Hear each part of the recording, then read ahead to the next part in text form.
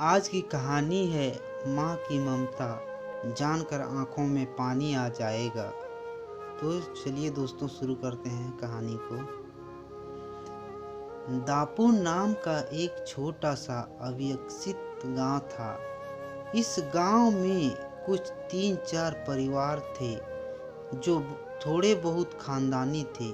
बाकी सब मेहनत मजदूरी करके अपना जीवन गुजारते थे। इसी गांव में दीना नाम की एक विधवा औरत रहती थी। रहने के लिए छोटा सा घर था। 2 बच्चे थे, शायद एक 5 साल का और दूसरा 3 साल का होगा। दीना का पति बहुत मेहनती था। वो दीना को किसी चीज़ की कमी महसूस नहीं होने देता था या कैसी भी हालतों में साथ नहीं छोड़ता था।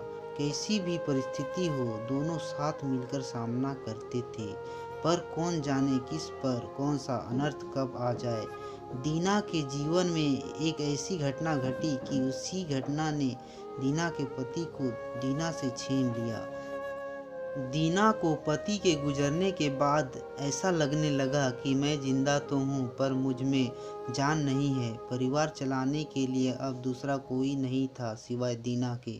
इसलिए कैसे भी करके दीना ने अपने बच्चों के खातिर खुद को उस दुख से अलग किया। कुछ दिन बाद घर में जो था वो समाप्त हो गया था। अब खुद क्या खाएं और अपने छोटे बच्चों को क्या खिलाएं, ये समस्या उनके सामने खड़ी हो गई। बच्चों के लिए दीना को अभी कुछ काम करना ही था।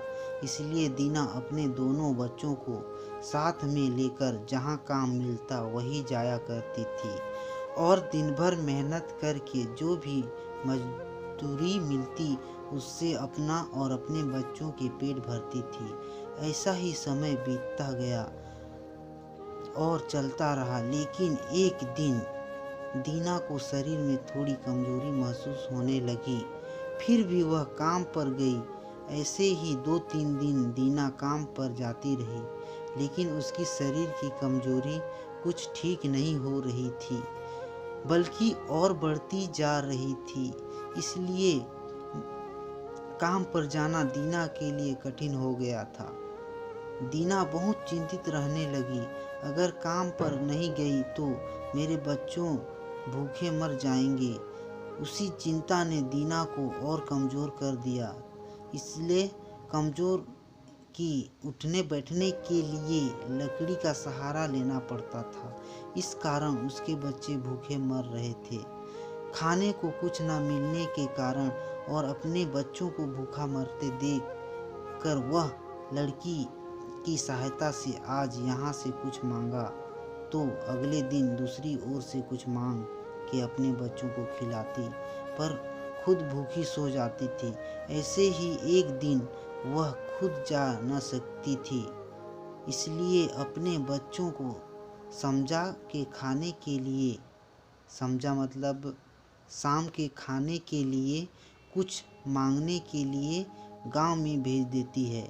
कुछ समय बाद बच्चे 2 चपाती और थोड़ी सी सब्जी लेकर लौटते हैं। 2 चपाती से 3 जन कैसे तृप्त होंगे, इसलिए वे 2 चपाती दोनों बच्चों को खिला देती है। वह बरसात का समय था। बिजली न होने के कारण घर में अंधेरा छाया था। अंधेरे में ही वह अपने बच्चों को एक कमरे में सुला देती है और वह दूसरे कमरे में जाकर सो जाती है। रात को तेज बारिश होती है और बिजलियां जोर जोर से कड़कती है। दीना को थोड़ी आराम मिलती है, इसलिए वह गहरी नींद में पड़ जाती है। ऐसे में दीना को एक सपना दिखाई देता है।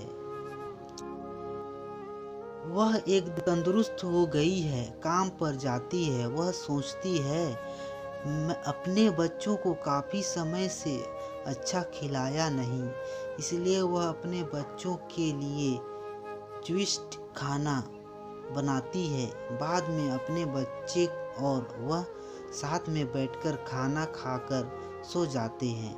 आगे सपने में दीना ने देखा उसके बच्चे जिस प्रकार कमरे में सोए हुए थे, उस कमरे का छत गिरकर उनके दोनों बच्चे मर जाते हैं। सपने में से दीना एकदम उठकर खड़ी हो जाती है। जान में जान आती है और अंधेरे में ही अपने बच्चों के कमरे की ओर चल पड़ती है। कमरे में जाकर अपने बच्चों को देखकर दीना चैन की सांस लेती है। उसी समय दीना को शरीर में ज़्यादा कमजोरी महसूस होती है, जिससे वह नीचे गिर जाती है और फिर वहाँ से उठ ही नहीं पाती है।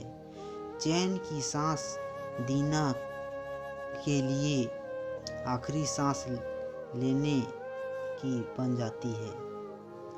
तो दोस्तों, यही होती है माँ की ममता, जो मरते दम तक अपने बच्चों के खातिर जीने का जुनून रखती है।